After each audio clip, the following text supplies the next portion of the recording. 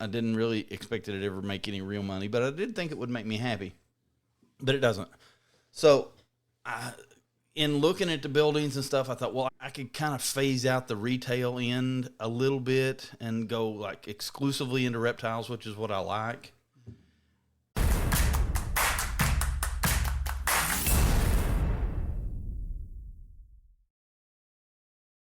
What's up, Brian? Just enjoying the zoo that is the dogs. Yeah. With Katrina here, Stella makes it worse. They just all got in this big fucking ball of zoomy a second ago and ran down the hallway. And they don't. Frenchies have no sense of self-preservation, so they will just run right into the wall. Oh, whenever I come in, every time they'll jump and hit the door. But they ran right into that fucking indigo snake's cage. And I'm sure they gave him a heart attack. He's just there minding his own business and 3 dogs. I will tell you, though, that, of course, they come over, done their little normal thing for me, and then turn around and ran back inside. So, but they immediately sat down for her. There was no, they just was like, all right, this is what we do. They're learning the drill. I'll tell you what, Frenchies are nothing if not a creature of habit. Man, once you do something 3 times, it's in. It's it. If, Franklin lived the first year of his life at the Sky Tower down there, and every day when we would go outside to eat or to potty or whatever, there was a fence up, so he would walk right along the fence and turn the corner of the fence. Well, the fucking fence ain't even there anymore. Yeah. And he hasn't been there living there in like 2.5 years or something. But if we went there just for anything, and he had to go outside, he would walk the same path where the fence used to be and go piss within 3 feet of where he used to piss every time. Nail it. Does not forget. I wish I could remember shit like him. Really, I do. I'll tell you, man, so Katrina earlier, whenever she first, we went and looked at the building today. Mm-hmm. So the first thing she says to me is she's like, you're all going to have a good podcast because he is down a rabbit hole. I am. I have been down a rabbit hole. You put it in CAD. You have it.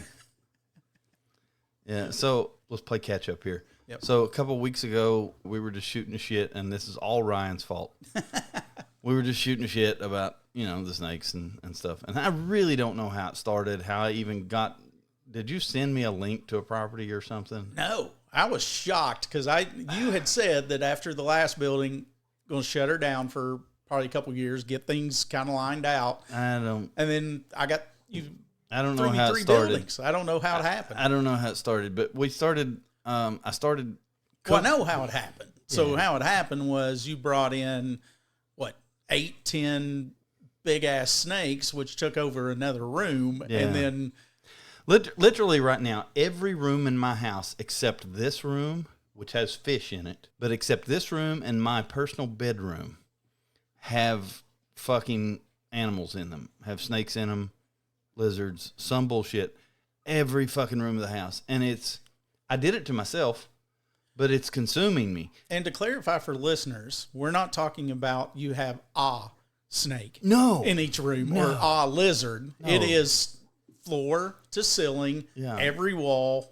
I mean, it's full on hundreds of snakes. It's a lot. Do you know the total? Have you finished that up? Nah, not really. We're in the 600 or 700s probably, something like that. Yeah. But anyway, I started down this rabbit hole of I could get the snakes out of the house if I just rented a little building, and then that gets me looking or whatever, and. So I have the pet store up in Huntington, and I built the pet store out, and I liked it. I liked the way it looked. But it's far enough away. I'm going to try to justify this to you. Yeah. I'm going to tell you like I told my dad.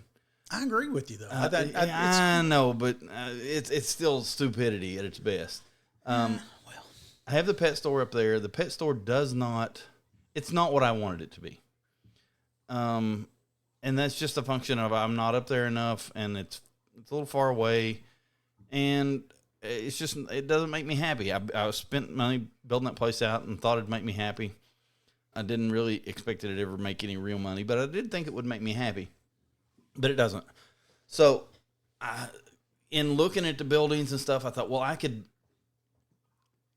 kind of phase out the retail end a little bit and go like exclusively into reptiles, which is what I like, and kind of focus on, some internet sales and some wholesale sales and some digital content and things like that, things I like doing, and get all the shit out of my house, then maybe migrate the pet store out of the pet store and be able to retain that staff. Because the biggest reason I don't close the pet store now that it doesn't make me happy and it doesn't really make any money is the people. Once I've got them, and fuck, they're like my fucked up uncles now. You got to keep them. Yeah. You can't fire your uncle. But so anyway, I'm just trying to find strategies that'll work. And the next thing I know, I'm sitting here drawing shit on a floor plan, and then I'm talking to ChatGPT, and of course she tells me it's a great idea. And so the next thing you know, I've got a 60-page fucking business plan and made an offer on a building because you twisted my arm. And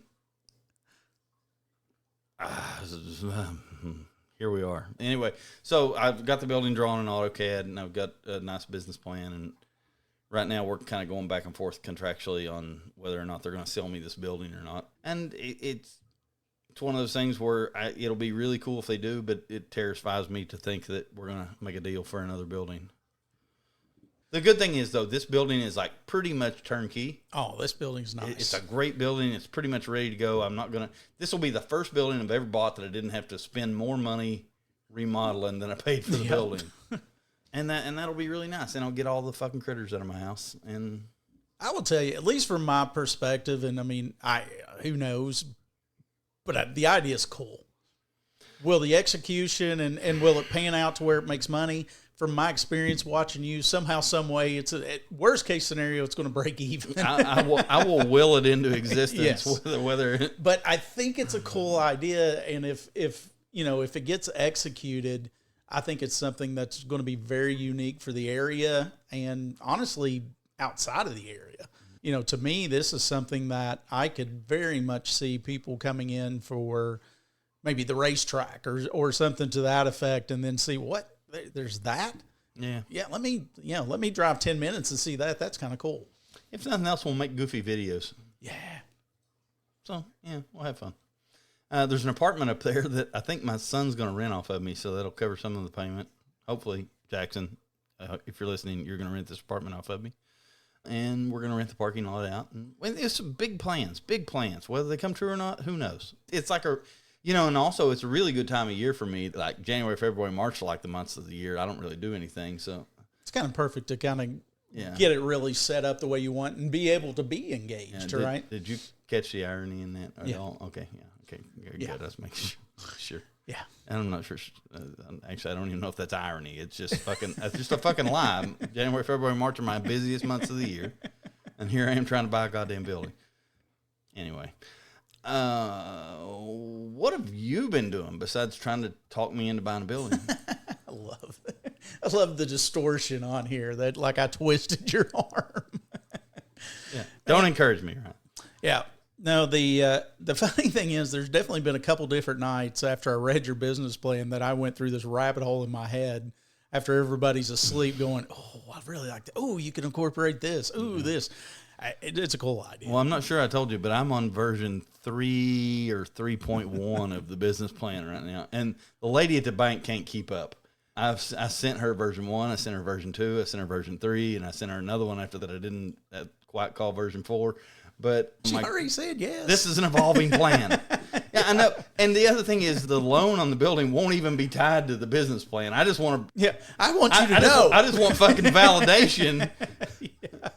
Beyond your girlfriend, ChatGPT. Yeah. Because she always fucking. You know what will happen, though? I did determine if you tell ChatGPT, please don't bullshit me. Don't sugarcoat it and make this as. Tell me all the bad shit that's about to happen to me.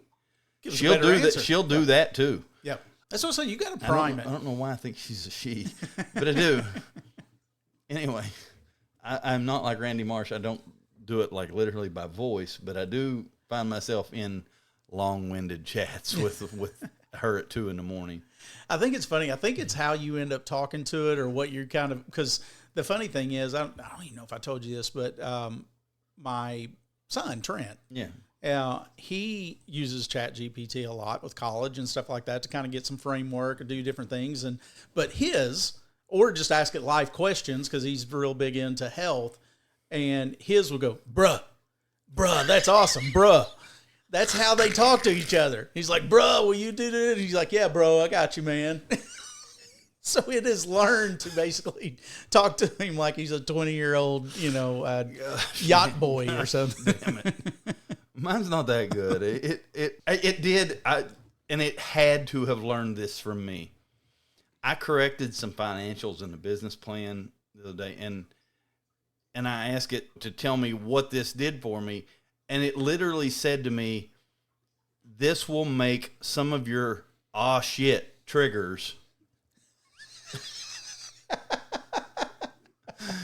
never be anything to worry about.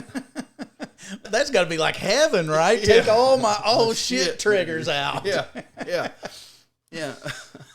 Because I did tell it, and man, this is probably, I don't know if this is the best thing or the worst thing I ask it for. I ask it to give me some hard numbers of when to know I have a problem. When do I know I have a problem, and what do I do about it at that stage? And it wrote me this big bunch of shit. If revenue for 3 months in a row falls below this number, you have to do this. If cash on hand falls below this number, you have to do this. All these fucking triggers and how to act on them. But that's great because when you pre-plan those, it takes the emotion out of doing it later. Yeah, because you just see it and you're like, okay, it told me how to do that. Yep, I know where to go. Yeah, I know what I got to do. Yeah. And if it tells me that, if revenue falls below this number for 3 months, you have to lay one person off. That's something I'm going to have on a piece of paper on my fucking wall. Yeah. So everybody in the building sees it. Heads up. Yep. When we fall below this number, somebody's going home. Yep. So sell shit. Yeah, and that'll take the emotion out of it kind of a little bit because maybe. That said, had I had that for any of my businesses to begin with, I don't know if I'd be here because some of the stuff I've done has only worked because what we said a minute ago, I brute forced it into existence. Yeah. Whether I should have or not in the beginning.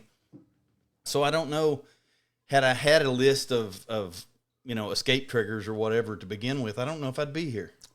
And I honestly don't know this, but have you, with the other businesses initially, maybe not now, but initially, did you inject as much money as what you've put into this project? Or is this kind of the biggest initial project? Not, granted, the other ones are... Everything else is way bigger, but it grew that way. Yes, that's what I mean. Well, I don't know. The pet store, I spent a lot of money putting in. But this is technically an evolution of the pet store. It's just whatever. But so this me trying to make a business out of animal hoarding has been my life's work. I tried it when I was 19. I tried it when I was 30. I tried it, when I was 49. And now we're just evolving that idea a little more. And eventually, I'll figure out how to lose more money than I am now. But I'll have fun doing it. Shoot. Anyway, if anybody wants to do some legalized gambling on snake eggs by picking your egg before they hatch, we're going to try that game. That sounds fun. That is going to be, and it'll be all recorded, right? Yeah. So you can watch it live. Yeah. So anyway, we're going to try card pack busting with snake eggs. Interesting. Yeah, no, that's not the model, but it's part of it. Anyway. Yeah. So you never told me what the fuck you've been doing. So I've been doing is really getting ready for Christmas. Oh, we have, we've pretty much. God, I'd say we're probably 85%ish completed with our shopping and wrapping, and we have stuff coming every day for the next week and a half. But we pretty much have shopping done. Man, I forgot you got to shop for Christmas. Yeah. Oh, fuck. Yeah, I got to do that at some point. So I will tell you one of the things that we started doing years ago, and we've carried it on, is we will have, No guarantee you're going to get the shit, but it gives me ideas. But our entire family buys gifts for each other, like aunts, uncles, all that kind of stuff. So what we did was we started creating Amazon wish lists for Christmas. And then that way that gave people an idea. You put different price points in there. I'm going to make you one, send you mine. Yeah, send it to me, buddy. Okay. I like it. I will order off of it. But yeah, we've been doing a lot of Christmas, watching the kids. That have Amazon wish lists. I've seen that in different contexts than family gift giving. But a little different. Yeah. Yeah. I don't know where I've seen it. On your late night searches. Yeah. Is that one of the advertisements on the snake? Yeah, that's what it is. That's what it is. They advertise all over like Morph Market and all the snake sites. Yeah. Fuck. Did get a we booked another trip, so we got a trip in second week of January, I think. Where are you going? Going to go on a cruise.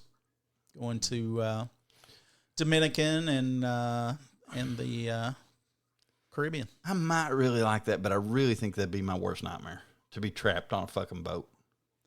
But technically, you're trapped on a boat for a day or two out of a 10 minutes is too long for me. Yeah. I think. I don't know. Man, the amount of stuff that's inside there to do, it's basically like you're walking into a city. Yeah. If you didn't want have to, you ever been on one? Oh, we've went on numerous. Do they move at all?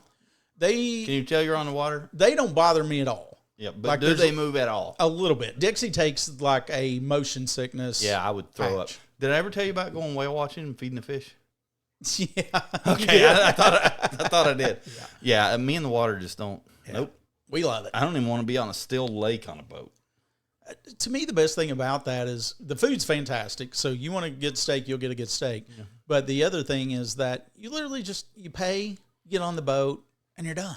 You don't have to pay anything else. I mean, you can get a drink package where you don't have to pay for alcohol. The food's all included.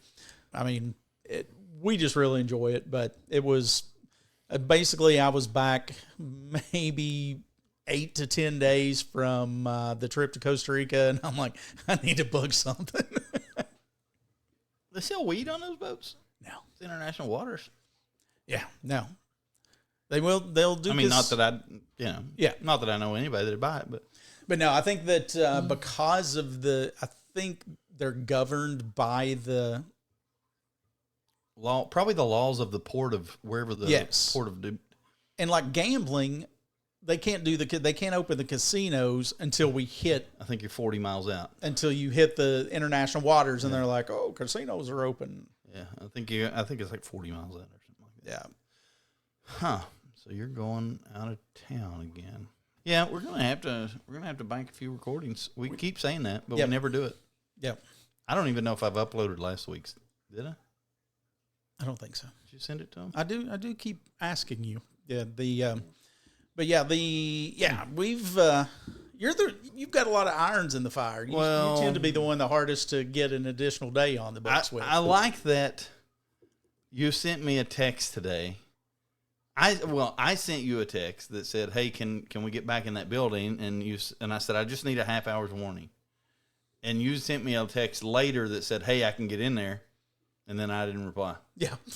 And then I happened to look at my phone later, and you're like, "Please let me know if you can fucking be there." Because that was 30 minutes before we were supposed to be there. I think it was exactly 30 minutes, but I don't know. I'm not bad to check my phone through the day while I'm working on cleaning snake cages. That's all I do. Oh, let me tell you this fucking story before we get into a question. I ordered some snakes from China, right? Yep. Okay. First off, either I or the little guy I bought them off of has been extorted by the Chinese triad or something. I don't know. He said, I did this order, and he's like, well, the freight will be $2,000, and you have to prepay it. I was like, oh, okay. So I sent him the money for the snakes and the money for the freight. This is Monday. I got all the shipping documents, and the freight total is on it. And it's like 3,600 Chinese dollars or something. I did the math. It's 541 US. So I'm like, I sent him a message. I'm like, oh, that's great. You got a great deal on the freight. And at that time, I hadn't paid completely because there's always a back end. You you pay. And I think, well, I'm saving myself $1,500. And he's like, how can that be? That it's only $500. And I said, well, it's right here on the fucking document, 541 US dollars. Chinese dollars, huh? Yeah. No. It wasn't that. It was 3,600 Chinese dollars, whatever. Chinese yen, I guess. Is that what it is? CNY, Chinese yen. 3,600 or something like that. And he's like, no, I don't care what the document said. The document says this, but we don't pay that. We have to pay this other guy to do it, and it's about $2,000. And he said, I don't know if you know this, but it's really hard to get animals out of China, so you have to pay for those. And I was like, yeah, I paid for the animal, and then the freight says $541. He's like, no, I don't care what that says. The freight is actually $1,700. That I had to pay $1,700. I was like, so did you get fucked or did I get fucked? Which one of us got fucked? And I think it's both of us, actually. I think he probably had to pay someone to smuggle is what you're doing. No, it's not smuggling. It's all completely above all good documents. Everything's exactly as it is. But I think you have to grease someone's palm over there to get the documents. Yeah, which is, I don't know. Maybe it's a tariff. Who knows? Yeah. But either way, my total, even though the document said $541, was in fact $1,790 some. So I did get $200 back. But so one of us got fucked on the freight, and either way, it trickled down to me. But anyway, that's how the tariffs work, brother. Yeah, boy, it is, isn't it? Yeah, it trickled right down. It's going to go right to the fucking. You haven't been grocery shopping lately. Yeah, it's going right to the consumer too, because the price of those snakes has gone up. But so the shit landed in Miami Wednesday, and I use a customs broker down there to pick it up in Miami and clear it through Fish and Wildlife and through customs. And long story short, he gets it too late. Fish and Wildlife inspected it too late to make the flight to Cincinnati. After they told me I was going to have to go to Cincinnati and get the fucking thing, they call me and say, "Oh, you don't have to go to Cincinnati. We can get it to Lexington tomorrow." I said, well, fuck, I can FedEx it to me by tomorrow to my house and not have to drive to Lexington. So I sent him a FedEx label and said, just slap this on it and FedEx the shit up here. He did that. 2 a.m. last night, FedEx updates my tracking information. Sorry, your overnight delivery is not going to be overnight. It's going to be Friday getting here. So now these fucking snakes left China on Monday evening. And I'm going to get them at 9 o'clock on Friday. They've literally been in transit 4 damn days. They are going to be pissed off. I was going to say, are snakes hardy like that? To where, I mean, they don't. Yeah. I mean, they're very durable, and they pack them very well. They pack them just think seafood, but instead of ice, they pack them with heat packs. You know, they come in styrofoam coolers that are heat packed with some air movement. And they actually travel very well. Snakes. If you put a snake in a bag, they're just going to curl up, and it's a warm, dark place. Fuck it, I'm chilling. I'm chilling here for a bit, and they travel really well. It does scare me. The extra one day, they got stuck in Memphis last night, and that scares me a little bit because you never know if the FedEx guy is just going to leave them sitting out in the damn parking lot for the next 12 hours or whatever while they wait to go on another plane. So that freaks me out a little bit. But worst case scenario, China is about the same climate as here. So they're pretty cold tolerant. I think there'll be snake sickles when they get here because it's colder and shit here, but they'll be fine. Maybe they'll think they're hibernating. Yeah, it's just been a whole thing. But so the end of the story is I got fucked by some sort of Chinese animal air freight mafia and FedEx all in the same week. Yep. And the tariffs. Yep. Thanks, Biden. That's the wrong guy, isn't it? Did he do that? I think that's the wrong guy. Anyway, you got a question or do I? Actually, let me go first. Yeah, go. Because it relates to everything we've been talking about. Sweet. You're going to take offense to this. All right. But don't, because I mean nothing by it. But I think even if you didn't take offense to it, I'm not sure you can look at it objectively enough to really answer.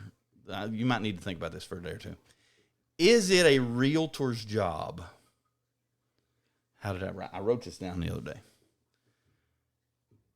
To cloud the fucking details in the transaction enough, or significantly. Basically, I guess in an effort to make everything legally unactionable. No.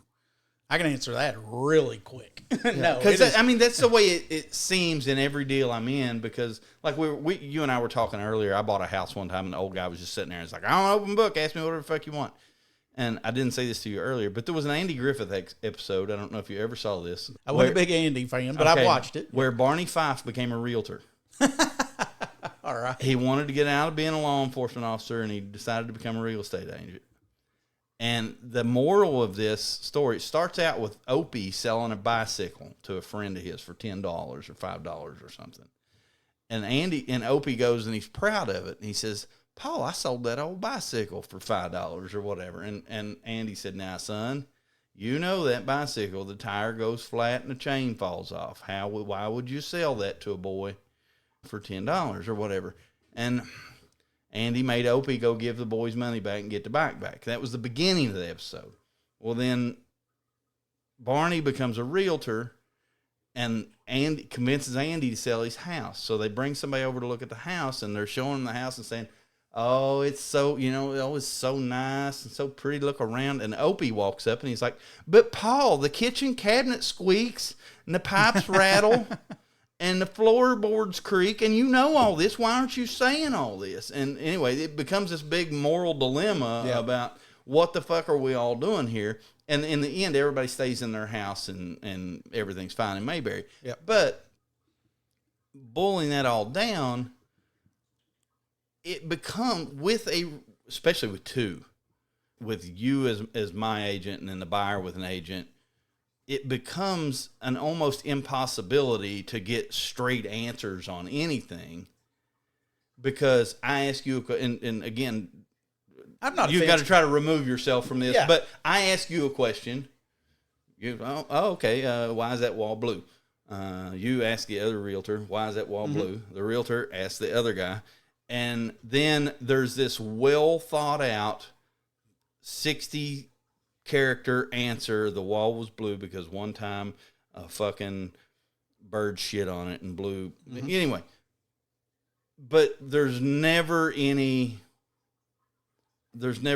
like major information that changes hands in those situations, because you get this perfectly polished, perfectly planned little answer that is going to minutially answer the fucking, is that a word? Minutially? Answer the fucking question that was asked in a way that is legally unactionable if the answer is found to be bullshit later. And I wonder, is that, because your job is obviously to protect me, the buyer, and the seller's agent's obviously their job to protect the seller. But I wonder, like, my son got a job selling cars one time, and he knows nothing about cars. And they told him they preferred the salesman to be that way because then they wouldn't spot things wrong with the car and tell people about it. Yeah. Or whatever. But I always feel like in a realtor environment, especially when there's a couple involved, that's kind of the way it is. What does this do or whatever? But is that done purely to protect everyone legally? No. I'm kind of shocked that you've had that experience. Yeah. So now it's one thing if you're buying commercial, right? Yeah, because commercial, there's no... You're supposed to be a more intelligent, not more intelligent, but more experienced buyer. Yeah. So whenever I list a house, and hell, I've sold your house. What did I tell you? I told you I want you to be truthful to the point to where you think it's obnoxious, and if you fixed it, great. Just explain that, but don't leave anything out. And that is my explanation to every single person: is that I want you to tell everything that you possibly know, and then if someone asks you a question, answer that to the best of your ability and be as honest as you can. Because if somebody is telling you something that later find out is false, that's actionable on your part. I know, and I'm not saying it's false. I'm just saying it gives you the opportunity to have a very polished answer or whatever. The house I bought on Monroe Court, if you remember, the basement in that house is a pond any given day. Yeah. If it's raining, it's wet in the basement. But the disclosures mentioned nothing about that because it was a flip house. The guy probably was only there flipping it for 3 weeks. And the question on the disclosure is, do you know there was water ever in the basement? Yeah. And probably no, but probably if if you really asked, if you had that person in front of you to ask a real question, you say, oh, so there wasn't any sign of any moisture around it or anything, But with 13 people in a chain of questions, number one, myself as a buyer, I'm not going to say frustrated, but like, I don't want to feel like I'm hassling you and you're hassling somebody else and they're hassling somebody else for fucking questions or whatever, I will say you're in the minority on that. Well, I asked you today to let me go look at the building again, and I felt bad about that, but I really fucking needed to. Yeah. I don't know. I think if I was dealing directly with the guy that sold that building, I would have 70 pages of questions for him. Yeah. Do you know what I'm saying? But here's the thing, though, and this is what the reason that you have realtors is because that guy, if you're just dealing with him, you're just two Joes that basically met and decided you're going to buy a house. Yeah. Or buy his building. And you ask him 70 questions, and he lies on all fucking 70 questions. Yeah. You have no recourse. Now, if there's realtors involved, and he lies on every single question, and we know he lied on every single question, then you've got lots of recourse at that point to go back. So you're saying I should ask him? I think if you got got questions, I don't care. I will ask them all. I'm kidding. Actually, on this particular instance, yes, I have them covered. But I'm just saying, when you don't get a face-to-face meeting with the person who's selling the building or selling the house or whatever, I feel like you are purposefully that's built into the punch to make it cloudy. I completely 100 could not disagree with you more in regards to intentionally trying to make it cloudy. Okay. Are we intentionally trying to keep the two parties? No, I'm not saying that's what the people are doing. I'm saying, is that what the industry is built for? Absolutely not. The industry is built to keep. They do want the two parties separate. They don't want the dumb kids that don't know about cars. No, nothing about the cars. We do want the parties separate because we want to be able to have and explain and understand, and people not misspeak, right? Yeah. That happens a lot of times too, is they will tell you that, oh yeah, it does this, and it's been fixed, and they'll make it sound worse, because I think you would be a perfect example of probably somebody that would be a bad seller. Because, it'd be horrible. Because to interact with buyers. Yeah. Is because you're going to go almost so far over the top of where you want to be honest, which you should be. Yeah. But then you're probably going to make it sound worse than it ever was. Yeah, I tried to flip cars one time, and that did not work for me because I just couldn't do it. I don't think I've ever sold a house and felt good about it. Because what I'm saying is, especially when you got two agents involved, people don't ask the right questions sometimes. And as a seller, you know that. Well, they're not asking if the pipe's fucking creak. It's back to Mayberry. Yeah. They're not asking, does the floorboard creak? They're going to find that 3 days after they own the fucking place. Well, they should find that out whenever they're walking through the property. I understand that. But, again, a walkthrough of a property, most people, you probably know this way better than me, but I feel like most people buy a home spending less than 30 minutes in it. Yeah. Yep. And I don't feel like, I won't buy a car and spend less than 30 minutes in it. But you damn near bought a building. I know. I know. I'm saying real estate is one of those things that's fucking stupid. Like I'll look at $100 snake for 30 minutes and think about it. Yeah. Yeah. But people expect you to buy a fucking $250,000 home and with spending 30 minutes in it. But I'll tell you where I think that the missing piece that you... I think you ought to be able to spend the night in one before you buy it. Good luck. Hey, we'll run that little guinea pig with your house. How you like that? Yeah, by God. But no, but that's the important of like home inspections and things of that nature, because now you're sitting in a third party that don't give a shit whether you buy it or you don't. Yeah. He's getting his $500 or $600 I do think, that's something I hadn't really thought of. The home inspection piece is a big deal, because like that, I got a 30-page report on that building the other night. That's slick. Again, I love the wording in these things. It's like, just because we don't say something don't mean we didn't notice it. We just didn't think you'd want to know. There's like literally some fucking paragraph in there that says, we're not going to tell you everything we find. We're just going to tell you the items that, whatever, that fit our criteria or whatever. Yeah. The wording in that thing. I love the wording too. Crazy. It's just like, we noticed this, but go get a professional to actually look. Yeah. So.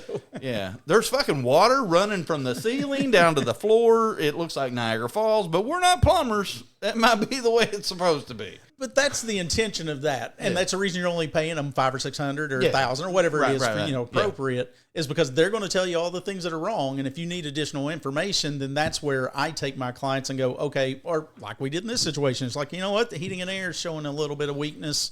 So let's get a heating and air person in there to tell us. So you don't think that the reason people hire a realtor to sell a house for them is the same reason a car dealership hires a dumb kid that don't know anything about the car? Oh, God, no. About it.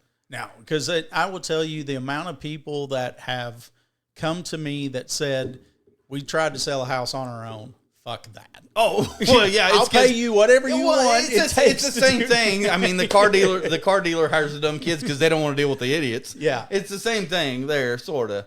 But also, it's because when somebody says, hey, what's this switch do? You have to say, fuck, I don't know. I'll ask. Yeah. I don't know. It's just, I find it frustrating both as a buyer or a seller, but I do completely, I think, understand why. Yeah. It's like agents facilitating celebrity deals. It's kind of the same thing. It's exactly the same thing. You're not going to get, right. you can't call, Yeah, Johnny Depp won't take my call, but there's some other guy that'll take my call that Johnny Depp might take his call, So I get it. I think it's basically But I think also your personality is, you don't like the text. You'd rather jump on the phone. Like you'll text and stuff like that, but I think you like the phone. I do. I like the phone with people I like. But I feel like that you like doing business in person. I like email. You like face to face. You're like, if I'm going to make you an offer to buy your house, I want to look you in the eyes. Yeah. Unless it's a no-brainer, easy one. And I want you to say, I want 500. I want to say, I'll give you 375, and you to say, I'll take 475, and me say, no, I'll get 435. And I like to. That's hell to me. I like to reduce it to buying a lawnmower at the flea market. Yeah. See, I hate that kind of stuff. I don't want to bargain. I don't want to dicker. My version of bargaining is I'll get online, look around, and see if I can get it cheaper, and then I'll go, this is easier. I'll pay $2 extra for it. You know what's bad is on a lot of things I will not negotiate. But I feel like a building or a home or a car, those huge purchases are things that you should negotiate. It's built in to negotiate. It's built in. Nobody lists a house that they want. If they want $500,000 for it, nobody's going to list that house for $500,000. I don't think.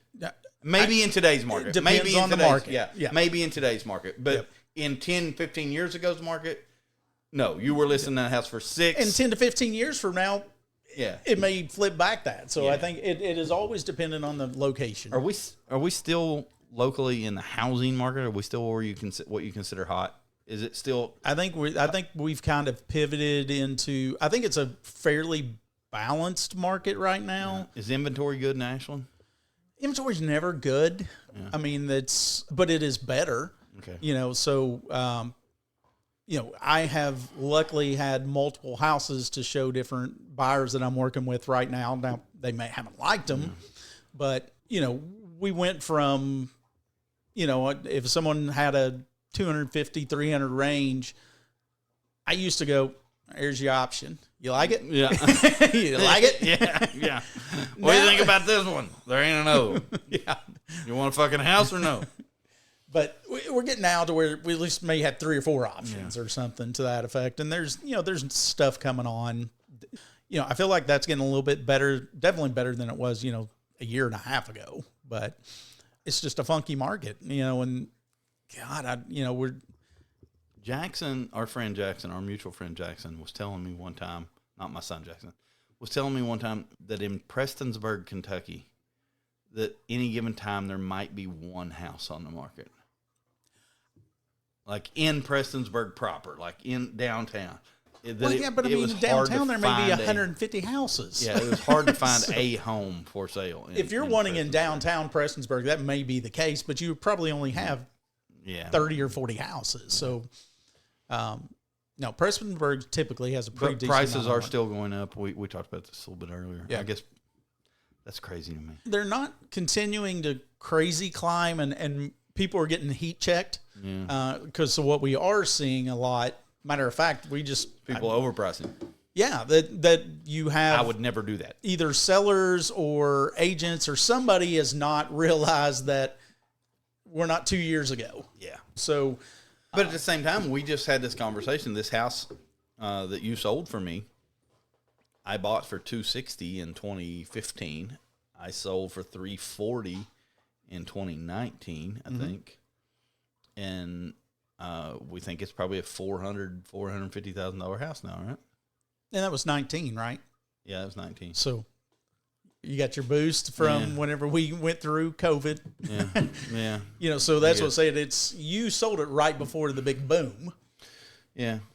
Gosh, damn. I should have kept that place. I know you loved it. That place was sweet. I did like that place. Yeah, buy it back for me. Yeah. So no, not offended. I don't I know that I just- agree with you. But I'm not saying, but I get and it. I don't know if I'm right. Like, and maybe it's just because we're buddies. If you were some asshole I didn't know, I probably wouldn't care to call you 71 times. Yeah. But because we're buddies, I'm like, man, I'm not going to fucking bother around with that. Which is the funny thing is because we were buddies, I wouldn't give a shit if you called me 71 times. I understand that. But Whereas I do get aggravated, like occasionally, if somebody's asking me but you're going to have good questions or hell, no, I'm going to have ChatGPT write give me 135 questions to Fuck send you. on a You're not commercial asking building. questions. You got your girlfriend doing your bidding. I'll have her email them to you. Thank you. God, that's an option. All right, fucker, what you got for me? Well, I'm going to pivot. Okay, I'm get gonna the fuck pivot. away from this. Yeah. So actually, after that line of questioning, mine is the You're gonna ask me about it being a vampire or some shit. Aren't you? now we obviously coming up on Christmas, Okay. right? So Yep. you're familiar with the Christmas Carol. I want to know which one of the ghosts that if they visited you, past, present, or future, is basically going to mock you the most. Which one is going to roast you the most? Probably present, to be honest. Yeah, I feel like that's an easy answer, though, just I mean, because you're in it right now. Yeah, I mean, any given time, I feel like a goddamn hot mess. I mean, I think I'm a bumbling idiot most of the time. So, I don't think past me would roast me because I don't know. I do feel like I have come a long way, both, I guess personally and obviously financially, and just it's a fish tank bubbling. So I don't think the mic's picked it up, but the fish tank. No, I can hear it. Once a day, the fish tank pump shuts off and burps itself of air, and it'll kick back on in a second. Anyway, it sucks in air now and then. So past me, I think, would probably like where I am now. 19-year-old me would just die if I knew that I was going to get to do some of the cool shit I get to do now. You know? So I don't think that. I would like to remind you that life is more than work. I know that. I'm not. So I'm not personal saying that. I'm saying just I agree with you. everything. I'm the same way. I have. Yeah, I'm nothing if not predictable. So let's say I've met people and had experiences that as a kid I dreamed about, and I own things that as a kid I dreamed about owning, and I'll never forget. Some point in the late 90s, I went to a reptile show up in Columbus, and they had pied ball pythons. Anyway, they had pied ball pythons. They were $20,000 for one snake, and I remember looking at those, going, "Man, that's a dream I'll never have," or whatever. You know? Yeah. There's 3 of them in my fucking garage right now. They're Hibernating. yeah, they're not worth anything now. They're fucking bullshit snakes now because when you take so many Andy Warhol paintings and convince them to reproduce, it dilutes the fucking... Yeah. Especially when you're talking about things that there's a very limited clientele of people willing to pay real money for. So you take all these ball pythons that used to be 20 or 30 or 40 or 50 or $100,000, and when you realize that if you can spit and hit the ground, you can breed those and reproduce them, They're not worth any money now. Yep. But still, I wanted them because they were fucking cool, and they're still fucking cool when they're out in my garage. So past me would love to see, I think, some of the shit I get to do now. Future me, I guess the verdict's out. Like, I don't... I tell people a lot, I've been on top of the world in my life, and I have been under the motherfucker. And with any luck, I'll be both again one day. Like, See, and that's the opposite of you and I. I've been at the highs of highs, and I've been at the lows of lows. I don't want any fucking where near that, and I'm going to be... You learn from that but sometimes. I consistently will try to keep myself in a position where that's not going to happen. Well, nobody wants that to happen, but also that's a learning experience. Yeah. I learned the most valuable lessons in my life by taking an absolute fucking from the world a few times, I tell you one thing that I did learn from that particular time frame that I'm thinking about specifically was that I can fucking get through anything. Yeah.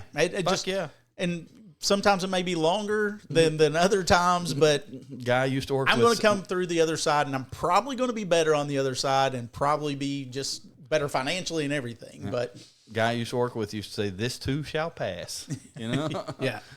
Doesn't make fuck it. Tomorrow's a different day. The one thing I've really tried to instill in my two boys, especially when they think things are going really well, is that there's going to come a day that you're going to wake up and your fucking Bitcoin bottomed out, or you found out your girl was sucking another dick, or whatever. There's going to be a day that you're going to wake up and you're going to think your world is just melted overnight. And kind of the key to the whole thing is being able to start over that day. Because usually there's a 6-week lag or a 2-week lag where you got to sit and feel sorry for yourself for a minute. Yeah. Or whatever. But the quicker you can just get right back on it and start over. One of the things that I say in my meetings, pretty much religiously, if not every week, is we're all going to have bad moments. Yep. If you have a bad day, short of death of a loved one or something to that effect, you made that choice. Yeah. Now, you can, we're all going to have bad shit happen to us. Take an hour, take a half hour, do whatever you need to do to kind of do that. But if it comes to like things that you still need to accomplish in life, you make the decision. It's like, I hate whenever people say, well, I just woke up on the wrong side of the bed, or I stumped my toe this morning and I knew it was all, the whole day was going to be shit. Yeah, it sure is, because that's what you just decided it was going to be. So I guess back to your question, future me, I have no idea. Will future me think I'm just a bumbling idiot, or will future me say, man, I wish you'd have fucking stayed where you are now, or whatever? I don't know. Future me could be, I think I am just as likely in 20 years, fast forward, hit the button today, fast forward 20 years, hit play again. I'm just as likely to be a fucking multi-billionaire as I am homeless. Living on the fucking curb in somewhere, because when I get in my head I want to do something, I'm just going to do it. And sometimes that's not the right decision. And Franklin, sometimes I just make decisions by feel, and sometimes my feelings will fuck me a little bit. I have a pet store now. But with age comes wisdom. Yeah. Present me, you said this in the very beginning, but it's easy to have present you shit on you. I second guess myself every fucking day. Every night in my dreams, present me visits myself and says, "What are you doing, you fucking idiot?" I don't have a great sense. I think the first text after we submitted that offer, and you're like, I don't know if I'm hoping that they'll take it, or if I'm wishing that they'll go, fuck no. If I'm scared to death, they'll take it. You know, it's like, I say a lot, I'm afraid to make an offer because I'm afraid they'll take it. But I don't know. I definitely get on the self-loathing train a lot. Like but I don't let that keep me from having fun. I don't let that keep me from grinding. Yeah, I don't know. I think probably present me is the one that mocks me the most. Hopefully, future me has learned not to do that. To let you go. Yeah, all right. Yeah. Hopefully, future me doesn't fucking come up or show up and taunt me. I guess. There's your answer. Fuck it. Yep. I think that you should start incorporating into your girlfriend to tell her that daily affirmations would help me. Yeah. Lots of the people, some of the people that work for me do that. Brian is the best in the world. Hey, just checking on you. It's going to be a good day today, or whatever. Or here's that thing you've been looking for. Lots of people in my orbit, I think, they take good care of me. So, anyway, I'm gonna. No, I'm not. I started saying I'm gonna put my 30-page business plan on Facebook so everybody can read it and tell me what the fuck's wrong with it. But no, I'm not. No, I'm not. No, I'm not. I will send you home with version 3 though, or 3.2, whatever. Sweet. Past that, let's go maybe buy a building. By the way, this is I'll tell you this. This is the real test of who listens to this podcast, because I have told no one in my daily life, short of Katrina and Amanda and Jackson and Nick. So 4 people. The guy that runs a pet store, my son, girl that runs a bookstore, Katrina. Those are the only 4 people in my daily life that I've told that I'm probably buying this building. I've talked about it to my dad because I bounce everything off my dad, but he doesn't. I think I'm gonna in a month. I think I'm gonna say, why don't you come look at this building with me? And if I've bought it, I'm gonna say, well, I already bought it. So now tell me what the fuck's wrong with it. But I guess we'll see who listens to this podcast. Yep. I'll see who talks to me about it tomorrow, or 2 weeks from now, whenever the fuck it is. Like and share this, people. Like and share. Fucking subscribe.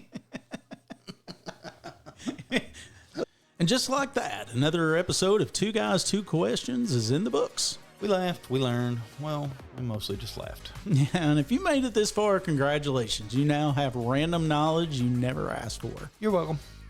Don't forget to follow, subscribe, and leave a 5-star review. Or don't, but just know if you don't, we're bringing back the squeaky toys. Oh, it's coming back either way. Until next time, same 2 guys, 2 questions, and absolutely no idea what we're doing. Perfect.